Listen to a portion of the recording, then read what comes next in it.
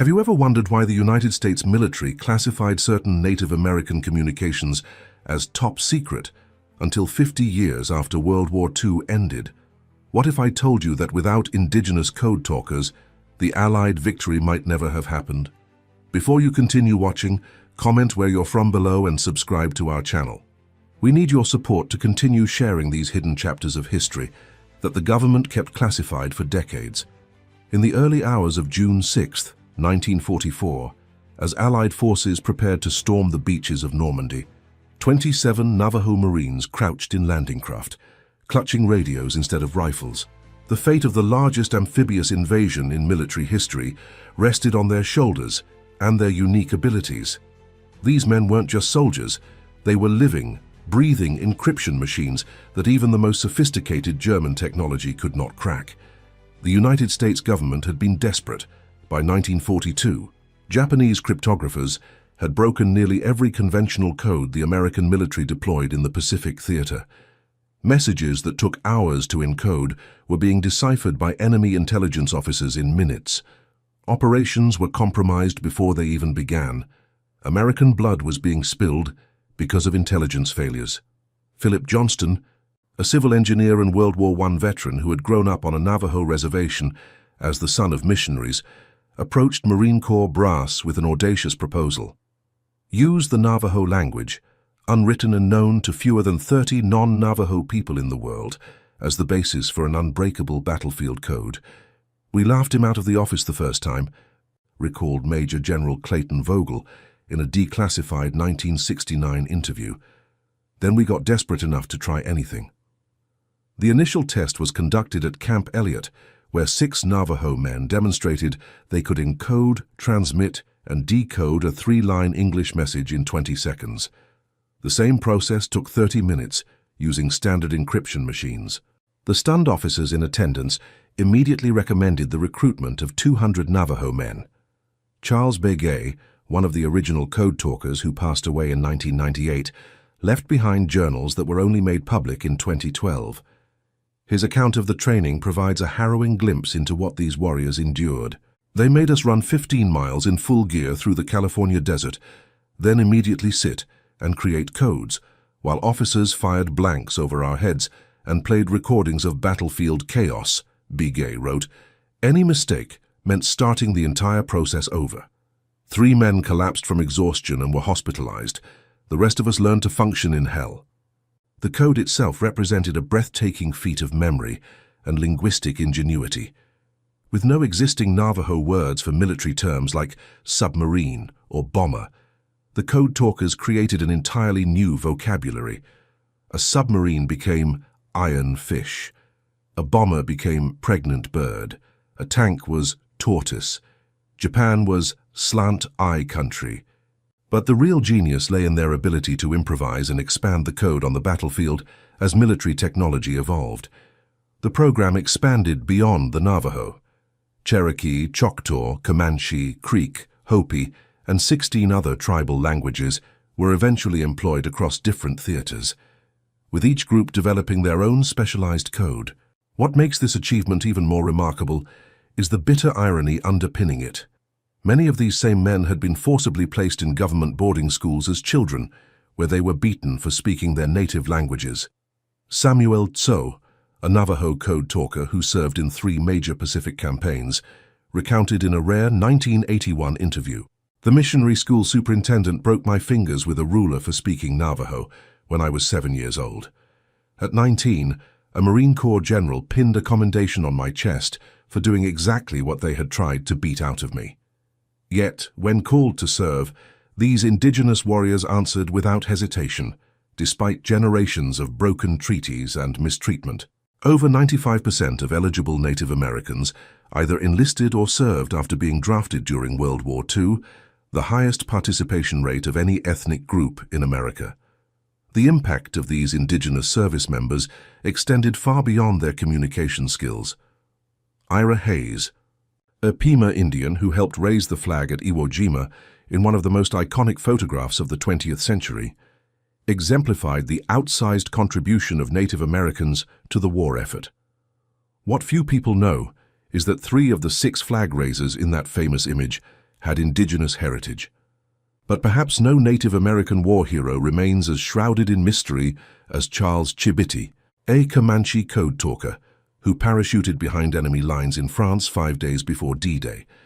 Declassified documents reveal that Chibiti and 13 other Comanche paratroopers conducted sabotage operations and gathered intelligence that proved crucial to the invasion's success.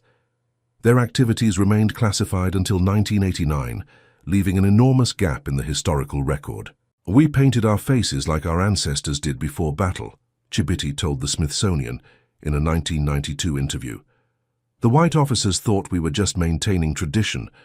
They didn't realize we were performing spiritual ceremonies that had protected Comanche warriors for centuries. What happened next would forever change our understanding of how the war was won." In the pre-dawn darkness of April 10, 1943, the Japanese launched a massive counter-offensive on Guadalcanal, targeting the headquarters of the 1st Marine Division. Within minutes, all conventional communications were knocked out. Artillery had destroyed the main radio station and cut telephone wires. As Japanese forces approached the perimeter, only 2 Navajo code talkers, positioned 3 miles apart, maintained contact between the besieged command post and supporting artillery units. For 6 hours, these 2 men, William McCabe and Harry Sozy, coordinated a defensive action that repelled over 2,000 Japanese troops. They directed artillery fire with pinpoint accuracy, called in air support, and relayed enemy positions, all in a language that Japanese cryptographers were desperately monitoring but couldn't comprehend. Imperial Japanese records captured after the war revealed the frustration of their intelligence units. One report from Admiral Ryunosuke Kusaka to Tokyo headquarters stated, "The Americans are using a code based on musical tones or animal sounds.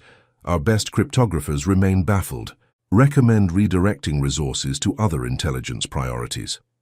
What the Japanese never realized was that the musical tones they were intercepting were actually words in languages that had existed on American soil for thousands of years before European colonization. The contributions of indigenous warriors extended beyond communication. Native tracking skills, honed through generations of hunting and warfare, proved invaluable in the dense jungles of the Pacific and the forests of Europe. Joe Medicine Crow, a Crow tribal historian and scout who operated with the 103rd Infantry Division in Europe, fulfilled all 4 traditional war chief requirements during his service: touching an enemy without killing him, taking an enemy's weapon, leading a successful war party, and stealing an enemy's horse. The last requirement he accomplished by capturing a band of Nazi SS officers' horses and riding away while singing traditional Crow war songs. Possibly the last Plains Indian war chief in American history, but one of the most extraordinary stories remained hidden in military archives until 2011. During the Battle of the Bulge, as German forces pushed through the Ardennes forest in a desperate counteroffensive, a small unit of mixed Cherokee and Choctaw soldiers became separated from their regiment. Lost in enemy territory during the harshest winter in European memory, these 15 men survived by using traditional knowledge.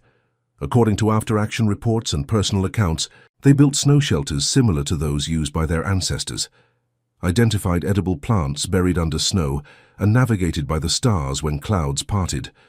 For 23 days, they not only survived, but conducted guerrilla operations against German supply lines, creating such disruption that German intelligence estimated their number to be over 100 men. When they finally reconnected with American forces, they provided invaluable intelligence about German positions and vulnerabilities that helped break the siege of Bastogne. 13 of the 15 men survived. All received Silver Stars, but their story was suppressed because military leaders feared revealing the extent to which conventional forces had been dependent on primitive skills, as one general's memo tactlessly described them. Native Americans served in every branch of the military and in every theater of the war. Over 40,000 indigenous people left reservations to serve, at a time when many were not even considered American citizens with the right to vote.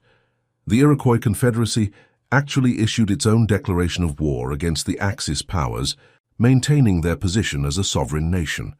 What's particularly striking is how Native American spiritual practices sometimes merged with warfare in ways that confounded both allies and enemies.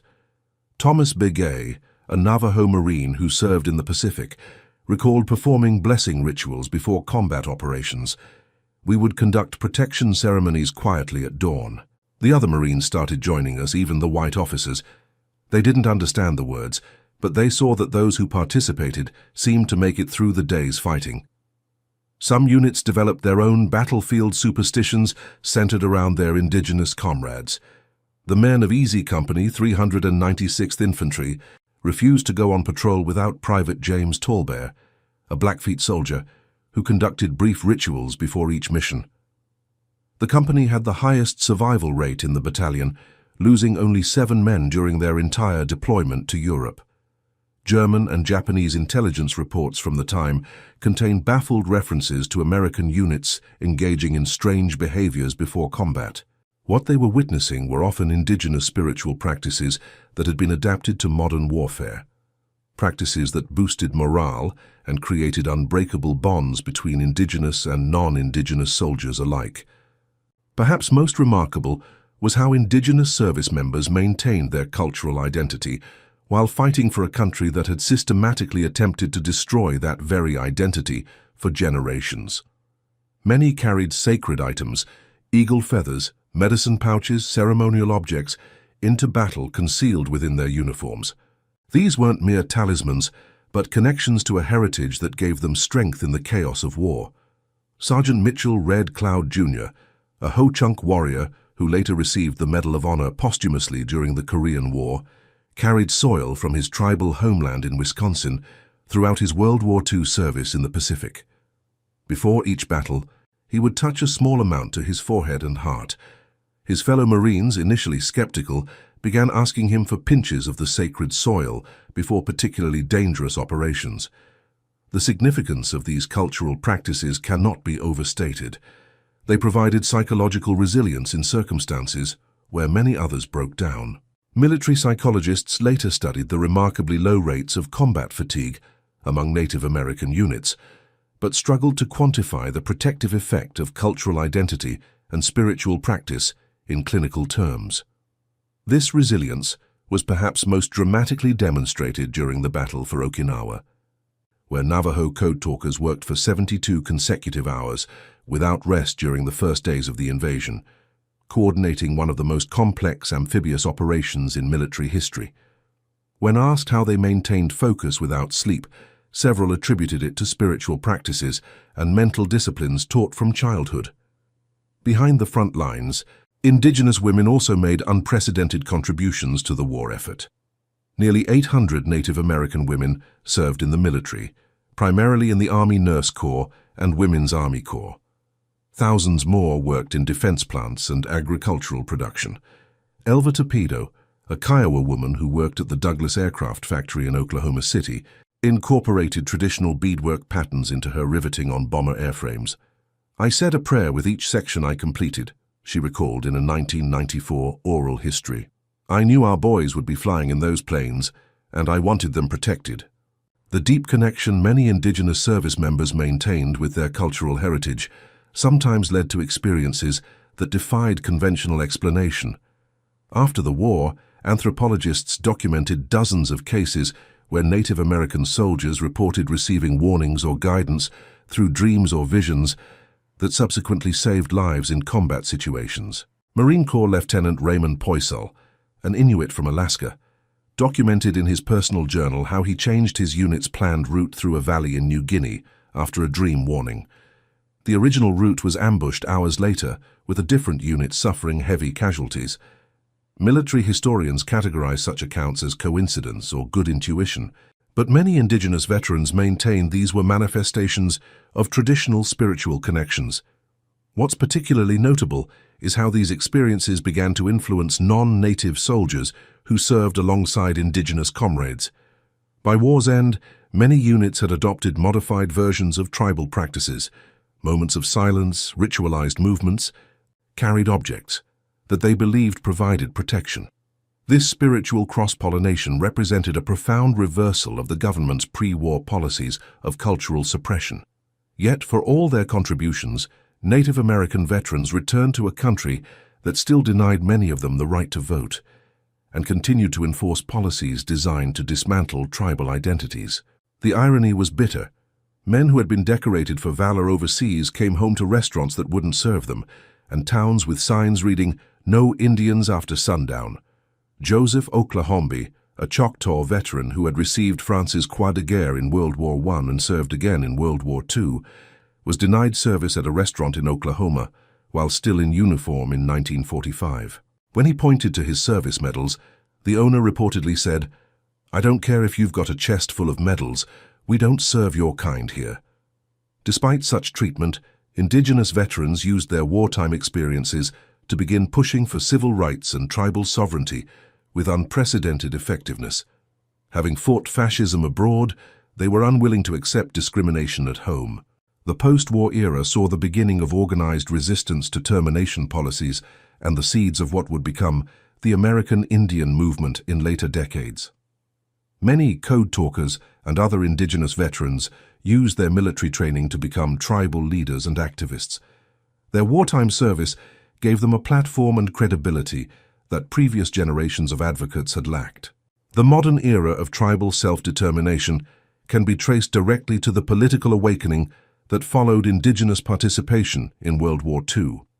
Yet even as their political influence grew, the full extent of Native American contributions to the Allied victory remained classified. The Navajo Code Talker program wasn't declassified until 1968. The operations of Cherokee and Comanche code talkers in Europe remained secret until 1982. Some specialized Indigenous intelligence units still have redacted mission details in military archives. This secrecy had the unfortunate effect of obscuring one of America's most remarkable stories of patriotism and sacrifice. While Hollywood celebrated other aspects of the war effort, Indigenous heroism remained largely in the shadows until the 21st century. The question that haunts many tribal elders is, was this continued secrecy truly for national security reasons, or was it part of a pattern of minimizing Native American contributions to American history? The answer may lie in what happened to many of these heroes after the war. The story of Ira Hayes, the Pima flag raiser at Iwo Jima, is well known. His struggle with alcoholism and early death at 32. Less known are the challenges faced by hundreds of other Indigenous veterans who returned with post-traumatic stress disorder to reservations with limited healthcare and economic opportunities. The spiritual and psychological tools that had protected many during combat weren't always sufficient to heal the wounds of war, especially when combined with the ongoing trauma of discrimination and poverty. Traditional healing ceremonies became vital lifelines for many veterans, leading to a revitalization of cultural practices that government policy had long sought to eliminate. Perhaps most remarkable was how Indigenous veterans maintained their commitment to America, despite its contradictions and failures. When interviewed decades later, most expressed no regrets about their service, viewing it as an extension of traditional roles as protectors and warriors for their communities and land. This unwavering dedication was perhaps best expressed by Navajo code talker Peter MacDonald in testimony before Congress in 2001. "We were fighting two wars," he said. "One for America's freedom and one for our own recognition as human beings." What few Americans realize is that Indigenous participation in World War II represented the culmination of a military tradition that predated the United States itself. Many of the tribes that provided code talkers and scouts had been formidable military powers that had once controlled vast territories through sophisticated martial skills and strategies. The tactical knowledge passed down through generations didn't disappear with confinement to reservations. It evolved and adapted. Consider the case of William Eagleday, a Sioux scout attached to the Army Rangers who participated in 4 beach landings in the European theater. Eagleday's grandfather had fought against Custer. His father had survived Wounded Knee. The same warrior traditions that had once been deployed against American expansion were now focused on defeating fascism. "My grandfather taught me to move silently through forest when I was 5 years old," Eagleday told an interviewer in 1978. "Those were the same skills that let me lead night reconnaissance behind German lines at Anzio. The Rangers called it special operations. We just called it hunting." The adaptation of traditional skills to modern warfare reached its apex in specialized reconnaissance units composed primarily of indigenous soldiers. The little-known Alaskan Scouts, composed largely of Tlingit, Athabaskan, and Inupiat men, conducted cold-weather operations that conventional troops found impossible. Their tracking abilities and capacity to survive in extreme environments made them invaluable in the Aleutian Islands campaign, the only battle fought on American soil during the war.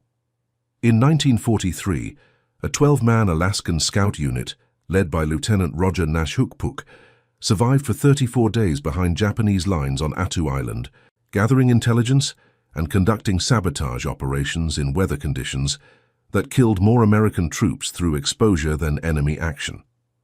The unit's after-action report, declassified in 1991, details how they constructed snow shelters that Japanese patrols walked directly over without detecting them. Similar adaptations of indigenous knowledge occurred in the Pacific Theater, where Native Americans from southwestern tribes proved remarkably adept at desert and jungle warfare. The ability to identify potable water sources, edible plants, and navigate without conventional instruments repeatedly saved lives during island campaigns.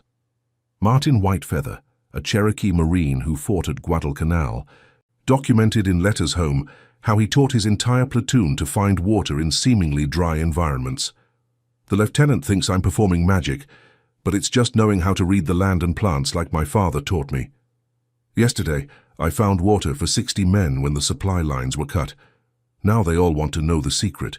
These skills extended beyond survival to actual combat operations. Indigenous hunting traditions often emphasized patience, stealth, and precise shooting, qualities that made many Native Americans exceptional snipers. Military records indicate that tribal members were recruited for sniper roles at rates far exceeding their proportion of the fighting force. Charles Shea, a Penobscot Indian who served as a medic with the 1st Infantry Division, was one of the first to land at Omaha Beach on D-Day.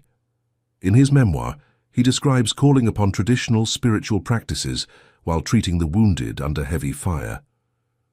"I sang healing songs in my language as I worked. The wounded men didn't understand the words. But many told me afterward they felt a strange calm when they heard them, even amid the chaos." Shea received the Silver Star for his actions that day, repeatedly exposing himself to enemy fire to drag wounded men to safety. What his citation doesn't mention is that he carried sacred medicines in a pouch around his neck and performed abbreviated versions of traditional healing rituals while treating casualties. This integration of indigenous spiritual practices with modern warfare was more widespread than military records indicate. Many unit commanders, desperate for anything that might boost morale and combat effectiveness, overlooked or even encouraged ceremonies that would have been banned on reservations back home under Bureau of Indian Affairs regulations. Lieutenant Colonel Hugh Thompson, who commanded a battalion that included 27 Native Americans from 17 different tribes, wrote in an unpublished memoir, "Before major operations, I would give my Native American soldiers time to conduct whatever rituals they felt necessary. I didn't understand them, but I saw the results. Those men fought with a centered calmness that was extraordinary. After witnessing it repeatedly, I found myself asking them to perform ceremonies for the entire unit." This practical integration of indigenous spirituality into warfare operations represents one of the great unexamined aspects of World War II psychology. While military psychiatrists were developing early approaches to combat stress based on Western psychological models, indigenous warriors were drawing upon spiritual traditions that had addressed war trauma for centuries. Perhaps the most remarkable aspect of indigenous military service was the sophisticated understanding many tribal members had of what they were fighting for, despite the contradictions inherent in serving a country that had systematically oppressed them. Vincent Craig, a Navajo code talker who participated in 3 major Pacific campaigns, expressed this complexity in a letter to his brother in 1944. "I am fighting against men who believe their emperor is a god and that their race is superior to all others. If America wins, perhaps they will finally see that such thinking is wrong, and that our people deserve the same respect they're asking us to help win for others." This political awareness was common among indigenous service members, many of whom saw their participation as a lever for advancing tribal sovereignty and civil rights. They were fighting for America's stated ideals rather than its imperfect reality. What's particularly striking in declassified intelligence assessments from the period is how genuinely confused Axis powers were by Native American participation in the war. Japanese propaganda specifically targeted indigenous troops, broadcasting messages reminding them of their mistreatment by the US government and suggesting they desert. These efforts failed spectacularly. Not a single documented case exists of a Native American service member deserting to the enemy or being successfully turned by propaganda, a testament to both tribal values regarding loyalty and the sophisticated understanding many indigenous soldiers had of the fundamental differences between American democracy, despite its flaws, and Axis fascism. German intelligence was similarly baffled by the presence of Native Americans among American forces. Captured documents reveal that some Nazi anthropologists had studied pre-war ethnographic accounts of Native Americans and advised military leaders that indigenous people would be unlikely to fight effectively in a white man's war. This catastrophic miscalculation contributed to the Germans' failure to anticipate the Code Talker program or the effectiveness of Native American combat units. Perhaps the most extraordinary example of indigenous military genius during World War II came during the island-hopping campaign in the Pacific. As American forces struggled with the challenges of amphibious warfare, a small group of Native American officers from coastal tribes, Tlingit, Chinook, and Maka, were quietly assembled to advise on landing operations. Captain Thomas McKenna, a Maka tribal member whose ancestors had been whaling from canoes in the rough waters off Washington state for thousands of years, helped develop techniques for approaching hostile shores that minimized the impact of surf and tidal conditions. His recommendations, incorporated into training for coxswains piloting landing craft, measurably reduced casualty rates during beach landings in the Marshall Islands campaign. My great-grandfather could land a whaling canoe on rocky shores in storm conditions, McKenna noted in a report to Naval Command. The principles are the same whether you're piloting a cedar canoe or a steel landing craft. It's about reading water patterns and understanding how waves behave near shorelines. These contributions extended to practically every aspect of the war effort.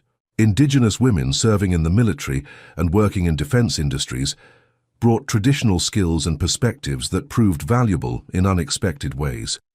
Mary Golda Ross, a Cherokee aerospace engineer who worked on classified projects for Lockheed during and after the war, explicitly credited her indigenous heritage with giving her a distinctive approach to solving technical problems. Cherokee thinking is about balance and harmony, Ross said in a 1994 interview. When I approached aircraft design, I wasn't just thinking about aerodynamics, but about how all systems work together as a unified whole. That's a very indigenous perspective that Western engineering sometimes misses. The achievements of Native Americans in World War II are all the more remarkable when placed in historical context. These contributions came barely 50 years after the Wounded Knee massacre, and during an era when federal policy explicitly aimed to eliminate indigenous languages and cultures, the very languages and cultural knowledge that proved so valuable to the war effort. Many of the code talkers had been punished in government boarding schools for speaking the languages they would later use to help secure Allied victory. This bitter irony wasn't lost on them. Navajo code talker Chester Nez recalled in his memoir that his first sergeant told him upon learning of his assignment, "Don't tell anyone you were beaten for speaking your language. It'll be bad for morale."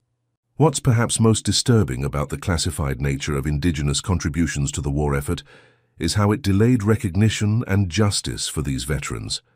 While white servicemen returned home to GI Bill benefits and public acclaim, many Native American veterans found themselves unable to access the same benefits and their stories absent from the emerging narrative of American heroism.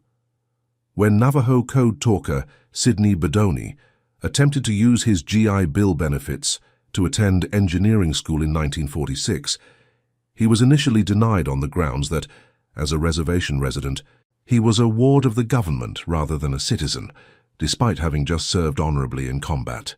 It took intervention from his former commanding officer to reverse the decision. Such cases were distressingly common. A 1947 internal memo from the Veterans Administration, declassified in 1998, acknowledged administrative confusion regarding the eligibility status of Native American veterans, and noted that many benefits are being denied through misapplication of policy. The memo estimated that thousands of Indigenous veterans were being improperly denied benefits they had earned through service. This pattern of post-war neglect extended to recognition of Indigenous heroism. While 27 Native Americans received the Distinguished Service Cross during World War II, subsequent military historians have identified at least a dozen cases where the actions described would likely have merited the Medal of Honor had the serviceman not been Indigenous. The most well-documented such case is that of Lieutenant Ernest Childers, a Creek Indian, who single-handedly captured an enemy machine gun nest and killed 2 snipers during fighting in Italy. Childers received the Distinguished Service Cross, which was upgraded to the Medal of Honor only after a review in 1944, a review that his commanding officer had to fight for.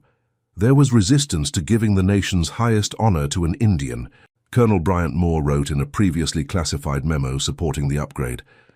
I was told unofficially that it would send the wrong message about who represents America's highest ideals. I had to remind several people that Lieutenant Childers had just demonstrated precisely what American ideals look like in action. The delay in public recognition of the Code Talkers was particularly egregious. While the Navajo Code Talkers began receiving some public acknowledgement after declassification in 1968, other tribal Code Talkers remained in the shadows much longer. The Comanche Code Talkers who served in Europe weren't officially recognized until 2000, when they received the Congressional Gold Medal, 55 years after the war ended. By then, most had already passed away, unable to witness the country finally acknowledging their contributions. Charles Chibiti, the last surviving Comanche Code Talker, said upon receiving his medal, "It's hard not to be bitter when you spend a lifetime being told your service was secret, only to discover it was just being ignored."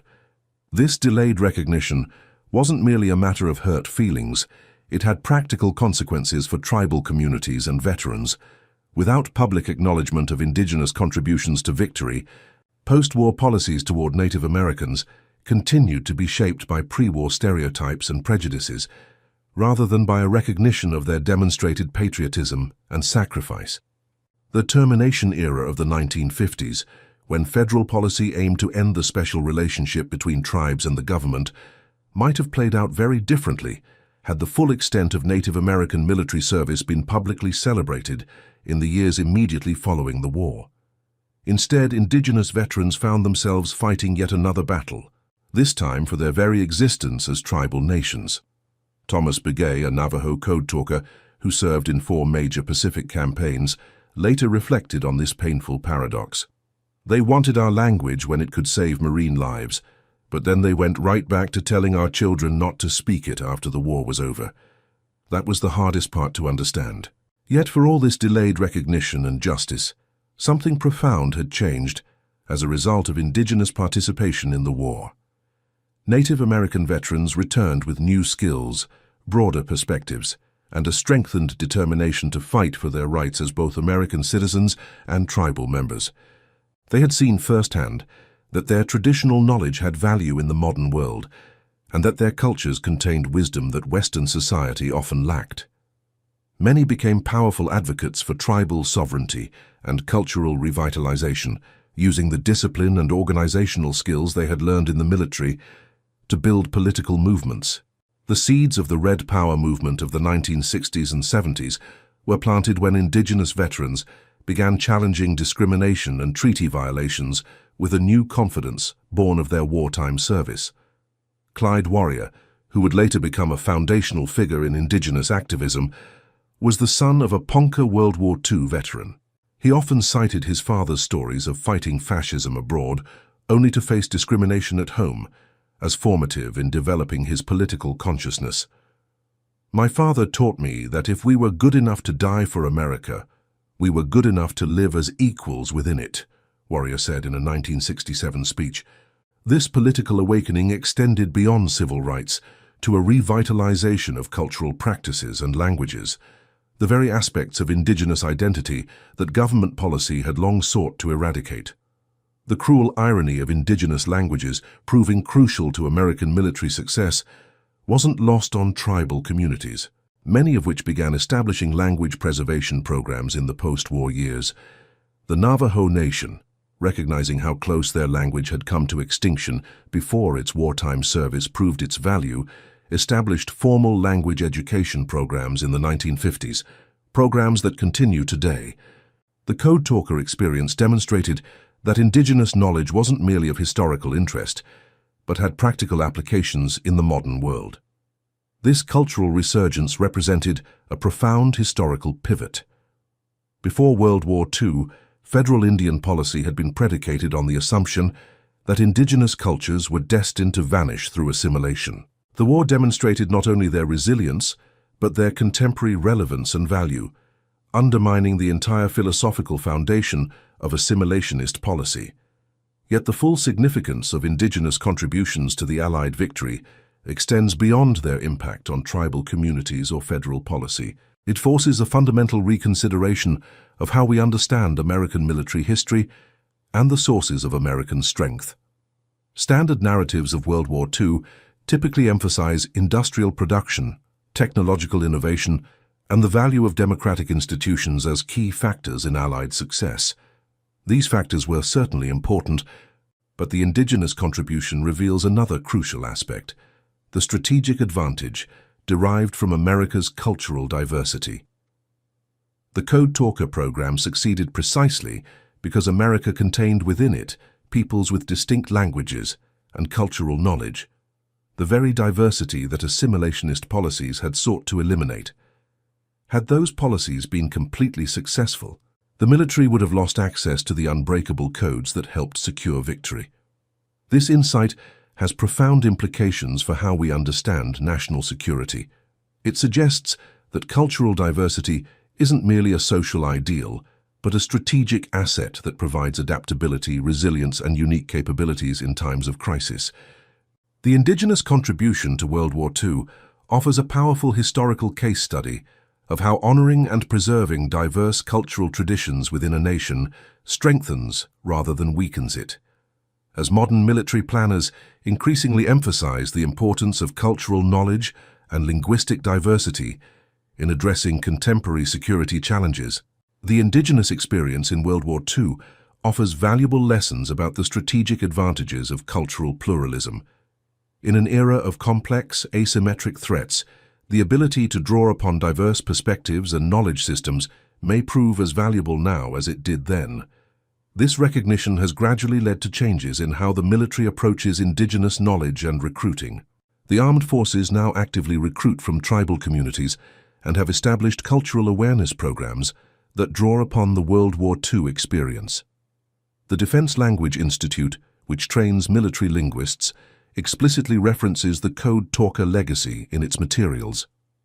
Yet full recognition of the indigenous contribution to victory has remained elusive in broader American culture and education. Most school textbooks contain only passing references to Native American service in World War II. Popular histories and films typically relegate indigenous contributions to footnotes or specialized chapters, rather than integrating them into the core narrative of how the war was won. This marginalization reflects a broader pattern in how American history is told, a pattern that often places indigenous peoples at the periphery rather than recognizing them as central actors in the nation's development. The World War II experience offers a powerful corrective to this pattern, demonstrating that Native Americans weren't passive victims of historical forces, but active shapers of American destiny at one of its most critical junctures. As we approach the 100th anniversary of World War II, a full reckoning with the indigenous contribution becomes increasingly urgent. The last Code Talkers and other Native American veterans of the conflict are passing from the scene, taking with them first-hand knowledge of their experiences if we fail to record and honor them. In 2014, the American Veterans Center interviewed Chester Nez, the last surviving member of the original 29 Navajo Code Talkers. When asked what he wanted future generations to remember about their service, Nez replied, I want them to know we never forgot we were Navajos while being Americans. It was by holding on to who we truly were that we found our greatest strength. This insight, that Indigenous identity and American patriotism could be complementary rather than contradictory, represents perhaps the most profound legacy of Native American service in World War II. It challenges us to reimagine what American identity means, and to recognize that the nation's strength lies not in enforced uniformity, but in its ability to unite diverse peoples and traditions toward common purposes. The Indigenous veterans of World War II embodied this ideal long before American society fully embraced it. They fought for an America that had not yet fully included them, believing that their service might help create the more perfect union that had been promised but not delivered. In many ways, that struggle continues today. Native American communities still face significant challenges: poverty, inadequate health care, environmental degradation of tribal lands, and ongoing threats to sovereignty. The promise that many Indigenous veterans saw in their service, that America would finally recognize both their citizenship rights and their sovereign status as tribal nations, remains incompletely fulfilled. Yet their legacy endures, not merely in the medals and monuments belatedly established in their honor, but in the fundamental shift in consciousness their service helped create. Before World War II, federal policy presumed that Indigenous extinction through assimilation was inevitable and desirable. After the war, that presumption became increasingly untenable. The Code Talkers and other Native American veterans had demonstrated that America needed Indigenous peoples and their distinctive cultural knowledge to survive as a nation. This shift laid the groundwork for the self-determination era that would eventually replace termination policies, creating space for the tribal sovereignty movements that continue to this day. Every tribal language program, every assertion of treaty rights, every reclamation of traditional practices carries within it the echo of those warriors who proved that Indigenous knowledge wasn't obsolete, but essential to America's future. Perhaps the most powerful testimony to this legacy comes from the grandchildren and great-grandchildren of Indigenous World War II veterans, many of whom have continued the tradition of military service while also becoming leaders in cultural revitalization movements. This generation sees no contradiction between honoring their ancestors' military service and asserting tribal sovereignty, understanding that both represent commitments to protecting their communities and way of life. Walia Johns, whose grandfather was a Navajo code talker, expressed this continuity at a veterans event in 2018. "My grandfather fought with words the enemy couldn't understand. Today we fight with legal arguments, cultural education, and political organization. The battlefields have changed, but the mission remains the same: to ensure our people and our ways of being survive and thrive." This continuation of the warrior tradition in new contexts reflects the adaptive resilience that has characterized Indigenous responses to historical challenges.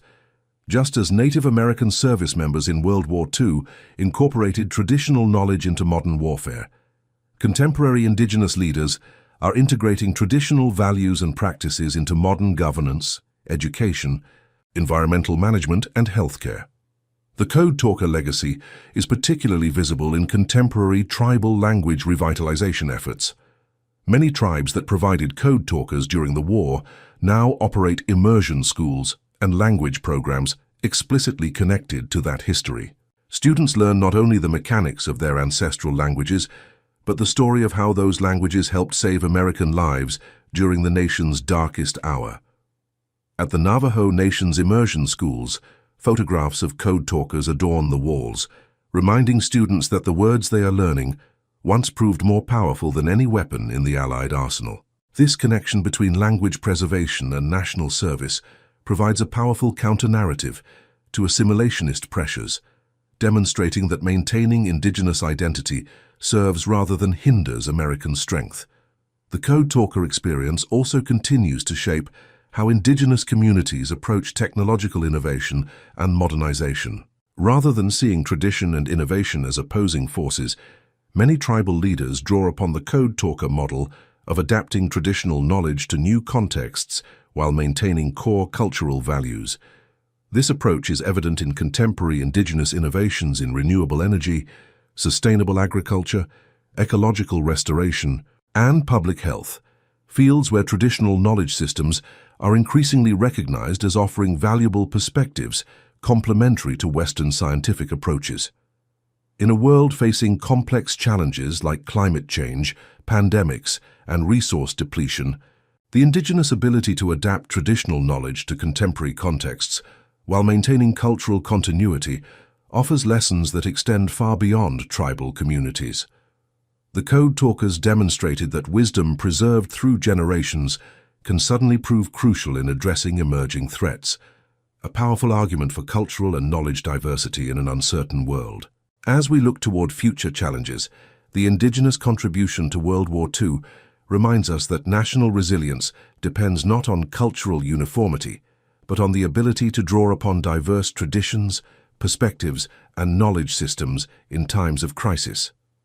The very aspects of indigenous identity that assimilationist policies sought to eradicate proved essential to American survival when the nation faced its greatest threat. This recognition invites us to consider what other forms of traditional knowledge, currently marginalized or undervalued, might prove similarly crucial in addressing the complex challenges of the 21st century. It suggests that cultural preservation isn't merely a matter of historical interest or identity politics, but a strategic investment in future resilience and adaptability. For the indigenous veterans of World War II, this would perhaps be the most meaningful recognition of their service, not simply acknowledgement of their past contributions, but a fundamental shift in how America values and preserves the cultural diversity that has repeatedly proved its worth in times of national crisis. As Chester Nez, the last of the original Navajo Code Talkers, said shortly before his death, "Our language was beautiful to us before the war. During the war, it became powerful in a new way. After the war, we realized it would always be beautiful and powerful if we fought to keep it alive. That fight continues, and it matters not just for Navajos, but for all Americans." In those words lies perhaps the most enduring legacy of indigenous service in World War II, the recognition that America's strength lies not in enforcing cultural uniformity, but in honoring the distinctive traditions that together create a nation uniquely equipped to face the challenges of an unpredictable world. The story of Native American courage and sacrifice during World War II stands as a powerful testament to the strength that comes from embracing diversity while united in common purpose. It reminds us that in our darkest hour, America's salvation came partly through the very languages and traditions it had once tried to eradicate, a lesson as relevant to our future challenges as it was to our past triumphs. As we face the uncertainties of the years ahead, we would do well to remember the indigenous warriors who demonstrated that sometimes the knowledge we need most is that which we've been taught to value least. In that recognition lies not just historical justice, but practical wisdom for navigating the challenges that await us all. May we honor their memory not just with monuments and medals, but by creating a nation that fully embraces the diverse traditions and knowledge systems that have repeatedly proven their worth in our moments of greatest need. And may we remember that when darkness threatens to engulf us, the light of salvation sometimes comes from unexpected sources, preserved through generations, despite all efforts to extinguish it. For those who believe in divine purpose, it's hard not to see the hand of God in how indigenous languages preserved against all odds became instruments of victory in humanity's greatest conflict. Perhaps the greatest lesson of this remarkable story is that what appears to be weakness in one era may prove to be strength in another, a reminder to approach all cultures and traditions with humility and respect for the wisdom they may contain. Follow the teachings of God and Jesus Christ, who remind us that the meek shall inherit the earth and that true strength often lies in what the world has dismissed as powerless. In the indigenous warriors who helped save freedom with languages once forbidden, we glimpse this divine truth made manifest in human history, a testimony to the mysterious ways in which Creator works to bring light from darkness and strength from what the world considers weak.